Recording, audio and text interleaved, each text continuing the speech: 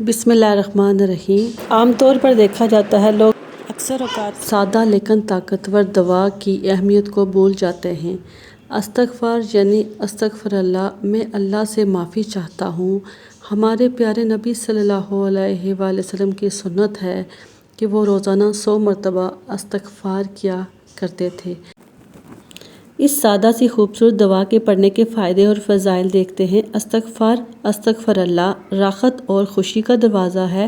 جب بھی آپ کسی پریشانی میں ہوں، اس کا ورد شروع کر دیں۔ انشاءاللہ یہ آپ کو آپ کی پریشانی سے نکال دے گا، آپ کو پرسکون حالت میں ڈال دے گا، آپ کو خوشی دے گا۔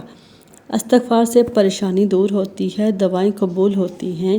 استغفار سے رزق کا دروازہ کھلتا ہے۔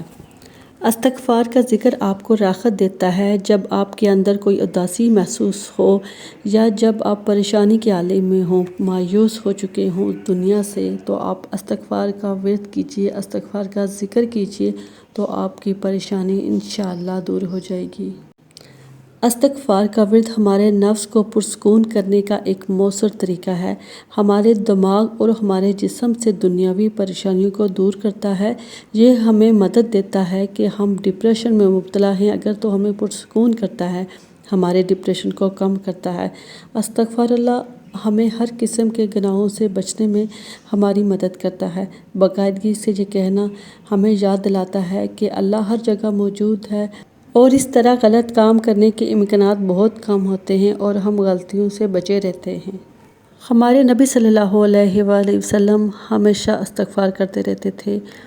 اللہ تعالیٰ اس بندے کی ہر تنگی ختم کر دیتا ہے، پریشانی سے اس کو راحت بخشتا ہے، رزق عطا کرتا ہے اس کے لیے جہاں سے اس کو توقع بھی نہیں ہوتی۔ ایک اور حدیث میں عبداللہ بن عباس رضی اللہ تعالیٰ عنہ بیان کرتے ہیں کہ آپ صلی اللہ علیہ وسلم نے فرمایا، جو باقاعدگی سے استغفار کرتا ہے یعنی اللہ تعالیٰ سے اپنے گناہوں کی توبہ کرتا ہے۔ رسول صلی اللہ علیہ وآلہ وسلم نے فرمایا کہ جو شخص ہر روز 26 یا 25 مرتبہ اللہ تعالیٰ سے مسلمان مردوں اور عورتوں کے لیے استغفار کرتا ہے، اللہ تعالیٰ اس شخص کو ان لوگوں میں شمار کرے گا جس کی دعا قبول ہوتی ہے، جن کی برکات سے زمین پر رزق حاصل کرتا ہے۔ استغفار کی تسبیح روزانہ کم از کم 100 بار کریں، کیونکہ یہ سنت رسول صلی اللہ علیہ وآلہ وسلم ہے۔ 1 منٹ میں آپ بار بار استغفار اللہ کہہ سکتے ہیں۔ 1 منٹ میں آپ 100 سے زائد بار استغفار اللہ کہہ سکتے ہیں۔ استغفار کی فضیلت معروف ہے۔ یہ استغفار حاصل کرنا، جنت میں داخل ہونا، اچھا رزق حاصل کرنے اور قوت میں اضافے، نقصان کو دور کرنے اور معاملات میں آسانیاں پیدا کرنے، بارش کا نزول اور مال و اولاد میں اضافے کے سبب ہے۔ توبہ کے دروازے ہمیشہ کھلے ہیں، اس لیے کل کی امید میں توبہ میں تاخیر نہ کریں، کیونکہ کل غیر یقینی ہے۔ ابھی توبہ کریں اور استغفار اللہ کا ورد کر کے اللہ سے استغفار کرنے کی عادت بنائیں۔ استغفار کے فائدے: گناہ معاف ہوں گے، بارش ہوگی، اولاد نصیب ہوگی، مال ملے گا، باغات ملیں گے، نہریں جاری ہوں گی، خوشحالی والی زندگی نصیب ہوگی، طاقت اور قوت ملے گی اس شخص کے لیے جس کے نامہ اعمال میں استغفار زیادہ ہوں گے۔ جو پابندی سے استغفار کرے گا، اللہ اس کے ہر غم، ہر تکلیف سے نجات دے گا، ہر تکلیف سے نکلنے کا راستہ دے گا، اور اس سے ایسی جگہ سے رزق دے گا جہاں سے وہ وہم و گمان بھی نہیں کر سکے گا۔ آج ہم گناہوں کے سمندر میں غرق ہیں، قدم قدم پر رب کریم کی نافرمانیاں کر رہے ہیں۔ ہماری صبح، ہماری شام، ہماری راتیں گناہوں سے آلودہ ہیں۔ نفس شیطان کے چنگل میں پھنس کر ہم اپنے رب کریم کی عظمت کو بھول گئے ہیں، اپنے رب کریم پروردگار کی بغاوت کر رہے ہیں۔ دنیا کی محبت نے ہمیں آخرت سے غافل کر رکھا ہے۔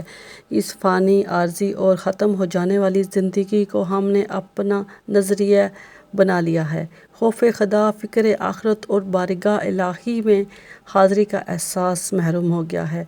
حالانکہ کتاب و سنت ہمیں اس بات سے آگاہ کرتے ہیں کہ انبیاء کرام کے علاوہ کوئی بھی انسان اس مخلوق کا معصوم نہیں۔ ہر انسان کوئی نہ کوئی غلطی کرتا ہے، اس سے کوئی گناہ ہوتا ہے، لیکن ہمیں کوئی احساس نہیں ہوتا۔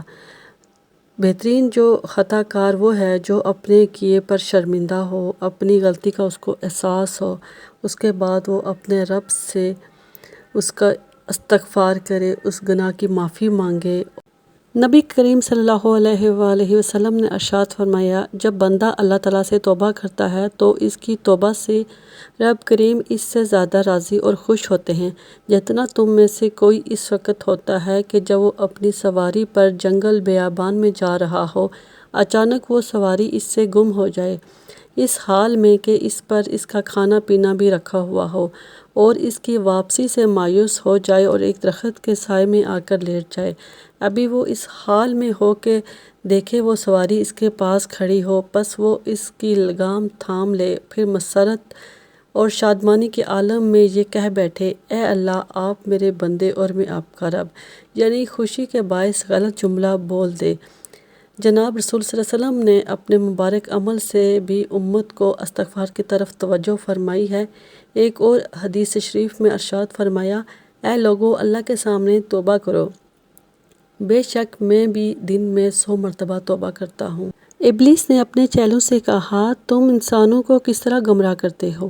وہ کہنے لگے، ہم ہر طریقے سے انہیں گمراہ کرتے ہیں۔ ابلیس نے جواباً کہا، کیا استغفار کے بارے میں تم کیا رائے رکھتے ہو؟ تم نے انہیں استغفار سے ان کو گمراہ کیا ہے؟